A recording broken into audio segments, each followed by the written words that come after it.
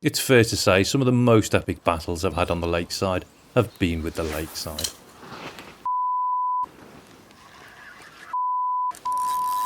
So for this project, I'm making a very tough titanium leader to make sure I at least walk away with my lures, if not a fish.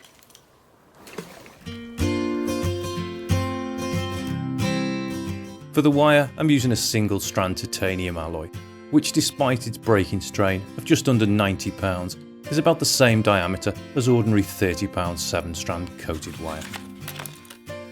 Rather than attempt to knot a wire of this thickness, I'm using standard copper crimps, and to make the first loop, I can just thread one on. To protect the loop, I'm also going to thread on 2 centimeters of wire sheathing. I stripped this from some thin cable and cut the ends at an angle to help them come together when looped.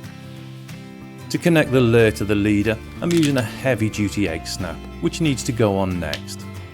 I can then thread about 100 ml of wire through the crimp and pull the loop up. Although the wire is flexible, I find this a bit fiddly, but a pair of pliers on the tag end can help.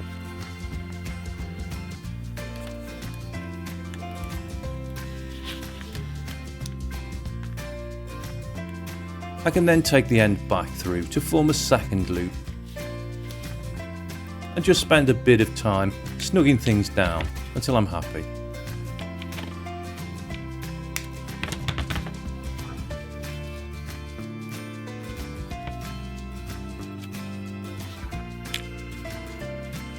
To close the crimp, I'm using a pair of cheap crimping pliers which have a small cup-to-cup mouth. What I'm looking to do is deform the crimp without actually damaging the wire inside. I can make the first crimp just back from one edge by applying some firm pressure. I can repeat this on the other end and then in the middle.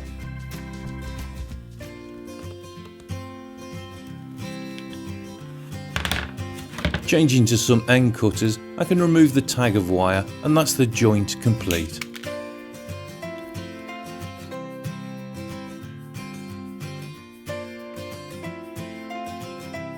For a 350mm trace, I need to cut a length of 450mm. And then add a couple of short pieces of 1mm shrink tube. One of which I can slide over the crimp on the finished end.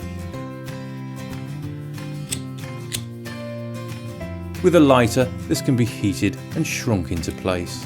Then leaving it for a few seconds, I can reheat the end and stretch it to fit the wire.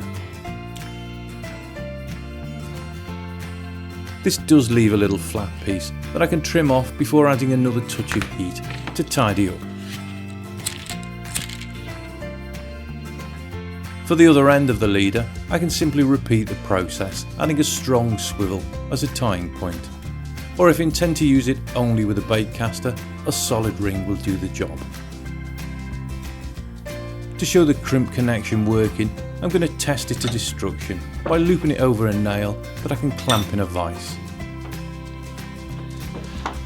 At almost full force, the wire stretches and its diameter reduces, allowing the crimp to slide much like a knot tightening up. But it doesn't fail as the second loop acts as a wedge. After taking the wire beyond its elastic limit, it eventually fails. But on closer inspection, it's not the crimp that's opened, but the wire which is snapped and then slipped out. In normal use, I tend to retire these leaders after about a year, or sooner if they show real damage. Compared to stainless steel glide bait traces, which don't always last a session, it seems like a pretty good deal, even if titanium is a little bit pricey. This means I can confidently get back to throwing lures in bushes, or possibly finding the odd fish. Thanks for watching.